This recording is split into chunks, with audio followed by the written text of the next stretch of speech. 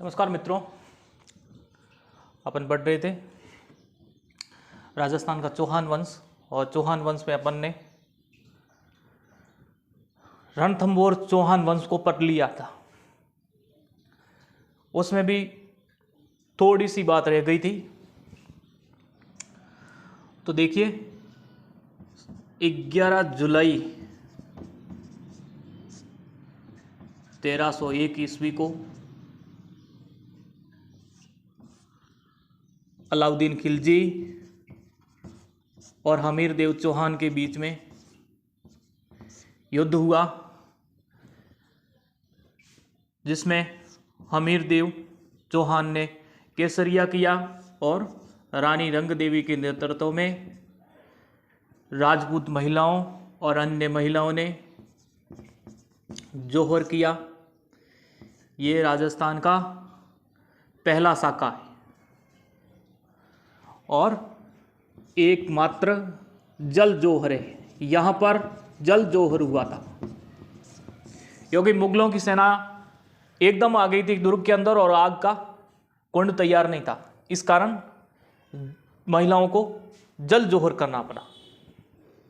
जल में कूदकर अपने आत्मसम्मान की रक्षा करनी पड़ी और हमीर देव चौहान इस युद्ध में शहीद हो जाते हैं और इसी के साथ में ही रणथंभौर का चौहान वंश यहीं पर समाप्त हो जाता है। इससे आगे अपन पढ़ेंगे जालोर का सोनगरा चौहान वंश। जालोर का सोनगरा चौहान वंश। तो देखिए आप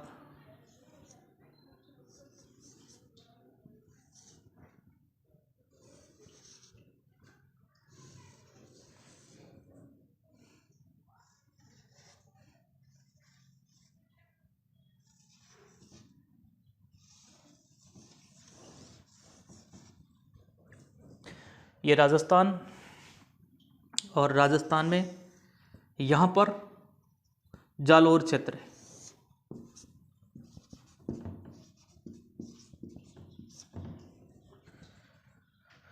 जालोर दुर्ग का निर्माण नागभट्ट प्रथम ने करवाया था।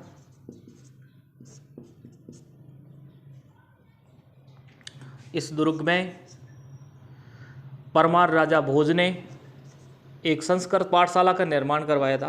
उस संस्कृत पाठशाला का नाम है सरस्वती कंठाभरण पाठशाला। सरस्वती कंठाभरण पाठशाला। ये दुर्ग गिरि दुर्ग की श्रेणी में आता है। सूकड़ी नदी के किनारे है। सूकड़ी नदी लूणी की सहायक नदी है और ये मजल गांव बाड़मेर में लूणी में विलय हो जाती है। इस नदी पर जालोर में बांकली बांध बनाया गया है।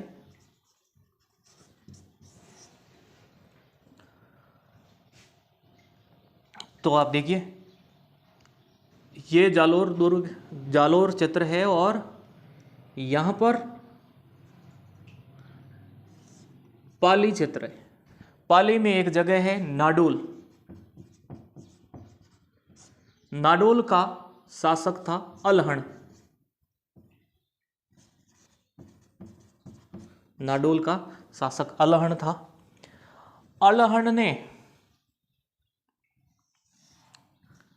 अलहण का एक पुत्र था कीर्तिपाल या कीतु। कीतु ने सन 1182 ईस्वी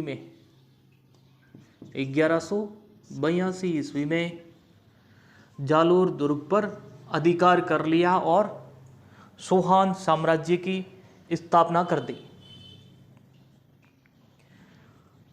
कीर्तिपाल के बाद में शासक होता है समर सिंह समर सिंह के बाद में उदय सिंह प्रथम राजा था जिसने महाराजा की उपाधि धारण की। उसके बाद में राजा होता है शासिक देव। उसके बाद में राजा होता है सामंत सिंह।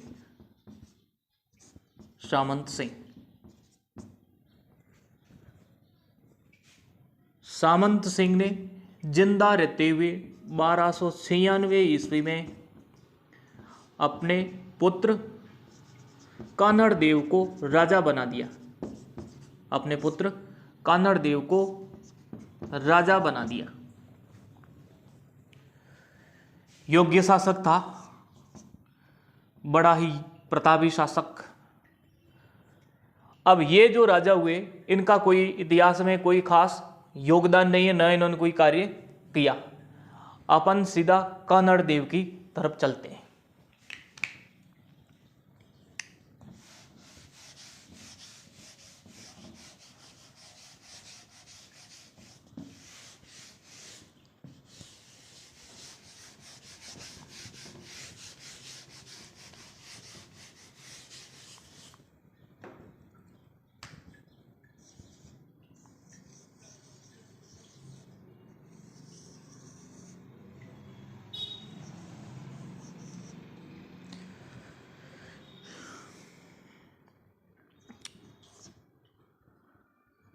ये जालोर और शासक कान्हड़ देव। राजा बन गया ये 1296 ईस्वी में। अब देखो कान्हड़ देव की जानकारी के कुछ स्रोत है, वो स्रोत आप याद रख लेना, क्योंकि हर एक कॉम्पिटिटिव एग्जाम में एक दो ग्रंथों के नाम पूछ ही लेते हैं। तो जितने भी मैं ग्रंथों के नाम बता रहा हूं वो सारे के सारे याद रख लेना, क्योंकि एक दो सवाल उसमें से आते ही है ग्रंथों के। तो पहला स्रोत है कान्हड़ देव प्रबंध। कान्हड़ देव प्रबंध, ये ग्रंथ पद्मनाभ ने लिखा। पद्मनाभ ने लिखा। दूसरा ग्रंथ है वीरमदेव सोनगरारी बात। वीरमदेव सोनगरारी बात, ये ग्रंथ भी पद्मनाभ ने लिखा। दूसरा ग्रंथ है मूणोत नैणसीरी ख्यात। मूणोत नैणसीरी ख्यात।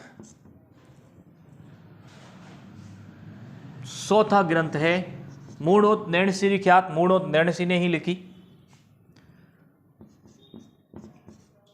चौथा ग्रंथ है तारीख ए फरिश्ता।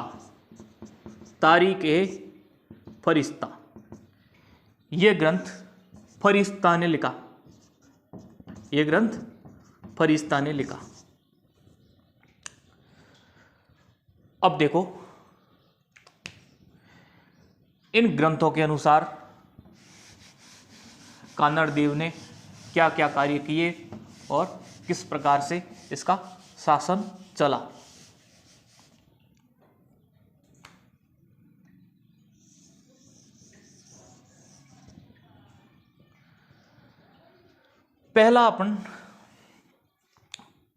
पहले अपन फरिश्ता को लेते हैं। फरिश्ता क्या कहता है?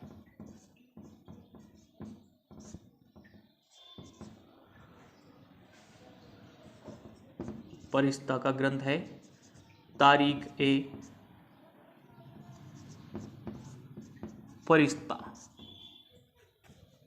तारीख ए फरिश्ता। अब फरिश्ता क्या कहता, देखिए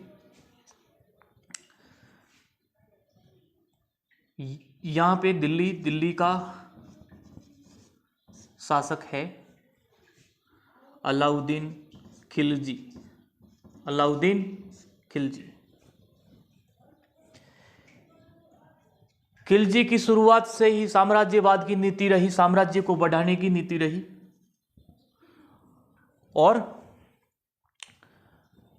इसने जगह जगह आक्रमण किए, हिंदू मंदिरों को लूटा, हिंदू घरों को लूटा, वहां से धन इकट्ठा किया, और धन इकट्ठा करने के बाद में सेना तैयार की और साम्राज्य का विस्तार किया। तो एक समय ये आक्रमण गुजरात पर करना चाहता था। ये क्षेत्र देखो गुजरात का है,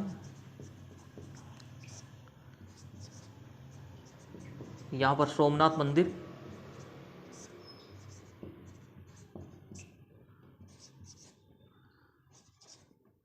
एक क्षेत्र पड़ता है अनिलवाड़ा, ये भी गुजरात में पड़ता है।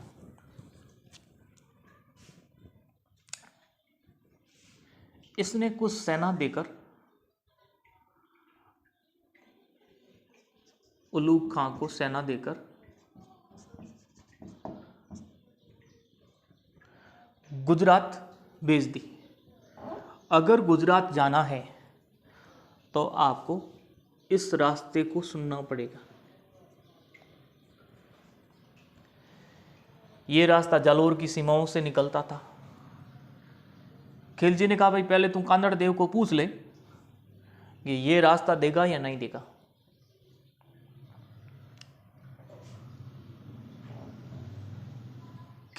उलूग खां ने कानड़ देव के पास आकर पूछा भाई तुम रास्ता देगा या नहीं देगा, हमारे को गुजरात की तरफ जाना है, ये हमारे बादशाह पूछ रहे हैं। कानड़ देव ने कहा मैं रास्ता कतई नहीं दूंगा, तुम लोग बहुत ज़्यादा अत्याचारी हो, तुम लोगों का काम लूटना है, हिंदू मंदिरों को तोड़ना, ऐसे लोगों को, ऐसे पापियों को मैं कभी अपने राज्य से कभी मार्ग नहीं दूंगा। उल्लू खां वापस गया, इसने कहा भाई कानड़ देव ने मना कर दिया।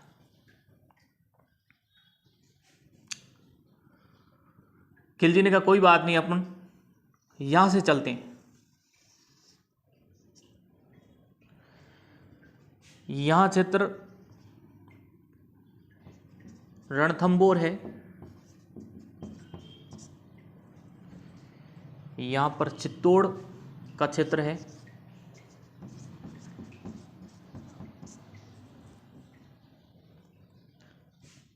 रणथंबोर और चित्तौड़ के क्षेत्र को अलाउद्दीन खिलजी ने पहले ही जीत लिया था, क्योंकि 1301 ईस्वी में हमीर देव चौहान को हराकर अलाउद्दीन खिलजी ने अपना अधिकार कर लिया था, और 1303 ईस्वी में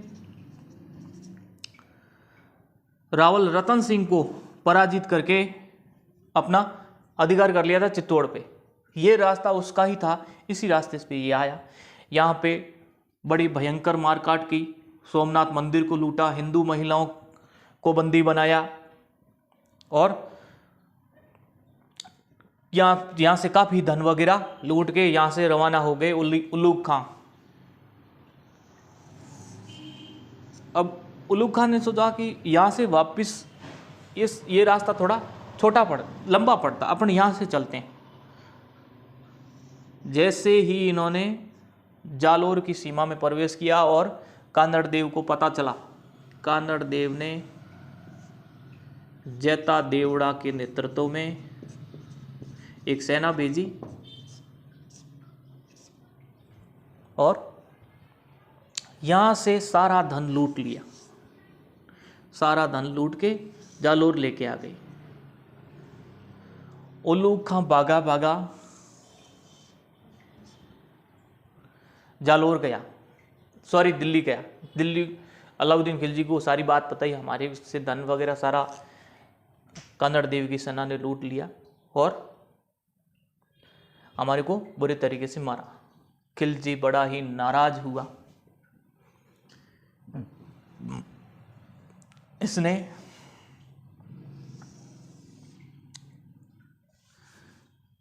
एन मुल्क मुल्तानी, एन मुल्क मुल्तानी के नेतृत्व में जालोर पर आक्रमण करने के लिए सेना भेज दी।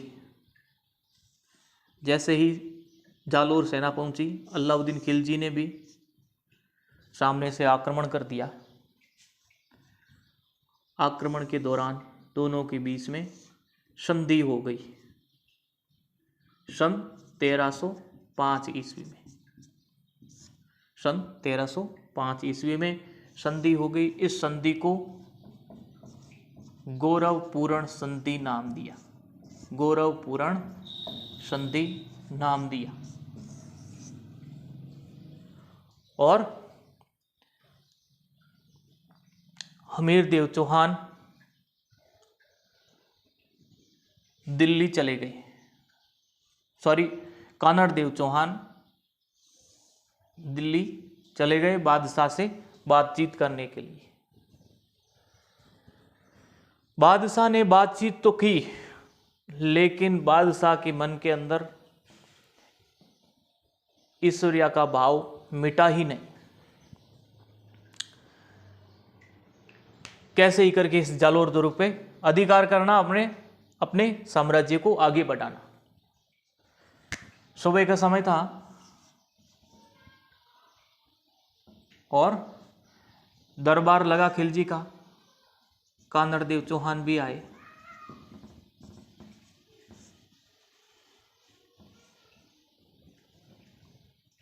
खिलजी बैठा बैठा बोलता है कि अब इस हिंदुस्तान में मेरे से लड़ने के लिए कोई शासक है ही नहीं, मेरे बराबरी का कोई शासक है ही नहीं जो मेरे से लड़ सके। एक बार कहा, दो बार कहा, 2 बार तो कानड़देव ने सुना। तीसरी बार जैसे ही कहा, इसने तलवार निकाल दी। एक खिलजी, अभी तक राजपूती मरी नहीं, जिंदा है, और मुंह संभाल के बात करना। मैं सम्मानजनक की स्थिति में यहां आया था। मैं तेरे ये भाषण सुनने के लिए नहीं आया। राजपूती मरी नहीं अभी तक। मैं मानता हूं कि मैं अगर लड़ा तेरे से तो हार जाऊंगा, मर जाऊंगा, पर ये बातें सुनने से पहले मैं सम्मानजनक स्थिति में मर जाऊं, यही मेरे लिए अच्छा है। ऐसे करके कानड़देव वापिस आ गए जालोर, और आते आते कह दिया कि तेरा और मेरा अभी तक खेल बाकी है, आ जाना जालोर, देख लेंगे। ये बात फरिश्ता कहता है। अब मूणोत नैणसीरी ख्यात कानड़देव प्रबंध और वीरमदेव सोनगरारी बात, ये ग्रंथ क्या कहते हैं, अपन देखते हैं कि आगे किस प्रकार कहानी बनती है।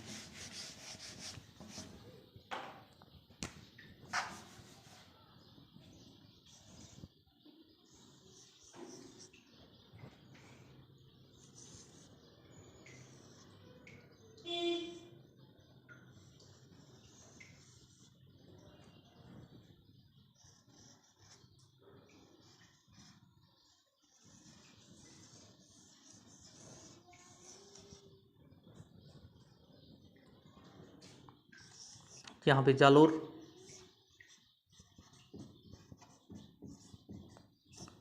शासक कानड़देव,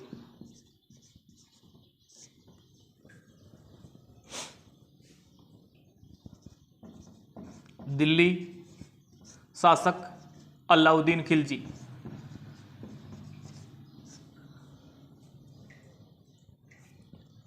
अब ये कानड़देव प्रबंध और मूणोत नैणसीरी ख्यात और वीरमदेव सोनगरारी बात, ये ग्रंथ ये बताते हैं कि संधि तो हुई थी 1305 के अंदर,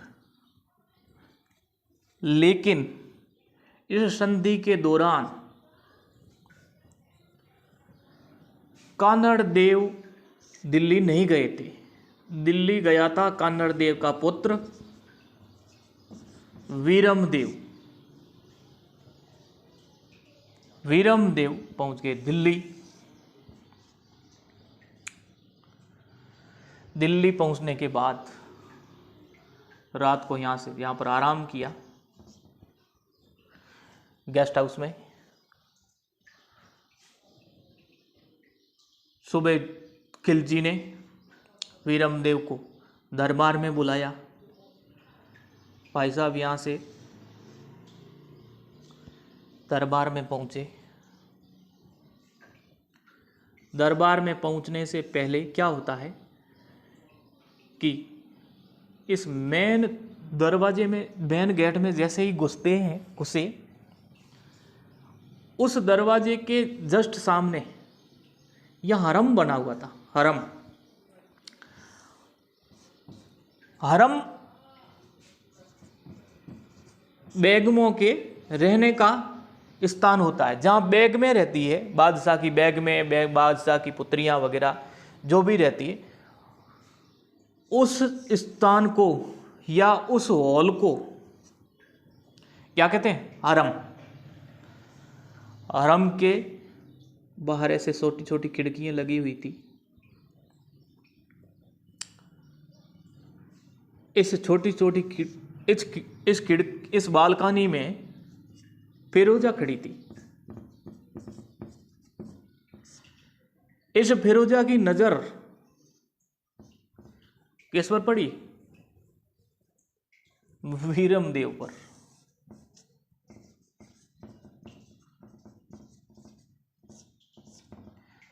जैसे ही इसकी नजर पड़ी और ये दरबार के अंदर गया, इसने देखा आज जैसे मानो कोई फरिश्ता आ गया हो, जैसे कोई स्वर्ग से कोई देवता आ गया हो। तो यह आदमी कौन है? सोचते सोचते उसको प्यार हो गया फिरोजा को। जैसे ही प्यार हुआ, इसने समझ लिया भाई काम तो बन गया है, क्योंकि ये मेरे पापा के दरबार में आया है, तो जैसे मैं कहूँगा वैसे पापा करेंगे, और पापा कहेंगे वैसा उस आदमी को करना पड़ेगा। तो अपनी बात पक्की है, अपने से शादी करेंगे। तो मन ही मन सपने संजोने लगी। ए फरिश्ते, तेरी खुशबू तो इतनी खूबसूरत, इतनी सुगंधित थी कि मेरा दिल एक बार धड़कने की जगह 2 बार धड़क गया। जिस समय में 2 बार धड़कता है, उसमें 2 डबल बार स्क्वायर में धड़कने लग गया। और मेरे को तो बस इस दुनिया के अंदर चाहिए तो सिर्फ एंड सिर्फ तू।